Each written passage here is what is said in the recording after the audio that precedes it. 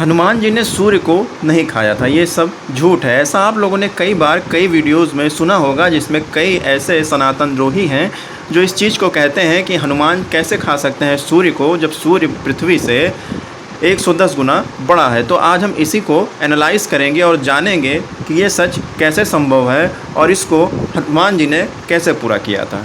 तो सबसे पहले हनुमान जी को शक्तियाँ मिली थी, उनको गदा दिया था कुबेर जी ने, शंकर जी ने किसी भी अस्त्र शस्त्र से मृत्यु न होने का वरदान दिया था, ब्रह्मा जी ने कितना भी कद बड़ा या छोटा करने का वरदान दिया था, अग्नि देवता ने वरदान दिया था कि उन्हें अग्नि से कभी भी कोई हानि नहीं होगी। जो वरुण देवता थे उन्होंने पानी से चोट ना लगने की शक्ति दी थी, और वहाँ पर जो वायु देवता थे जो हनुमान जी के पिता भी थे, उन्होंने वायु की गति से उड़ने की शक्ति दी थी, एक स्थान से दूसरे स्थान पर पहुंचने की शक्ति दी थी हनुमान जी को उड़ने के लिए। तो अब बहुत से लोग कहते हैं कि पृथ्वी से सूर्य जो है 110 गुना बड़ा है, तो ये कैसे संभव है कि हनुमान जी ने सूर्य को निगल लिया था। तो हनुमान जी के पास जब ब्रह्मा जी ने ये शक्ति दी थी कि वो कितना भी कद छोटा या बड़ा कर सकते हैं, और उड़ने की शक्ति वायु जी ने दी थी, तो ये पूरी तरीके से हम कह सकते हैं कि हनुमान जी को जो शक्ति मिली थी वायु से, उससे वो उड़े, ठीक है।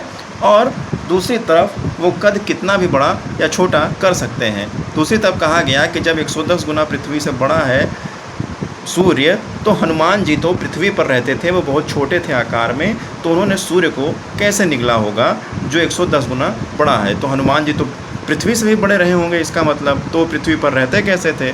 तो भैया हनुमान जी जो थे वो कद छोटा और बड़ा करने की शक्ति उन्हें प्राप्त थी। जब वो पृथ्वी पर थे तब वो छोटे आकार में थे, लेकिन जब उन्होंने सूर्य को निगलने के लिए उड़ान भरी तो वो अपने शरीर को बड़ा करते गए सूर्य की तुलना में।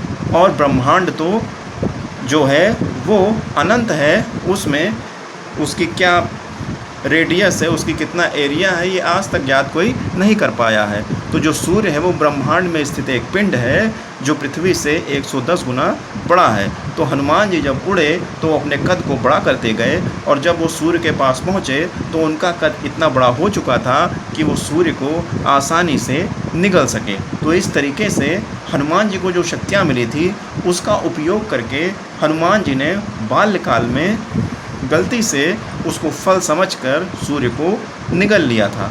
तो अगर आपसे कोई पूछे कि ये कैसे संभव है कि जब सूर्य पृथ्वी से 110 गुना बड़ा है तो हनुमान जी ने उसे निगल लिया, तो ये कैसे हुआ, तो आप इस चीज़ को बताइएगा जो मैं आपको बताया हूँ। तो इससे उनका मुंह भी बंद हो जाएगा और सनातन धर्म की रक्षा भी होगी। अगर ये जानकारी आपको अच्छी लगे, रोचक लगे, तो लाइक, सब्सक्राइब और शेयर करना मत भूलिएगा। Thank you.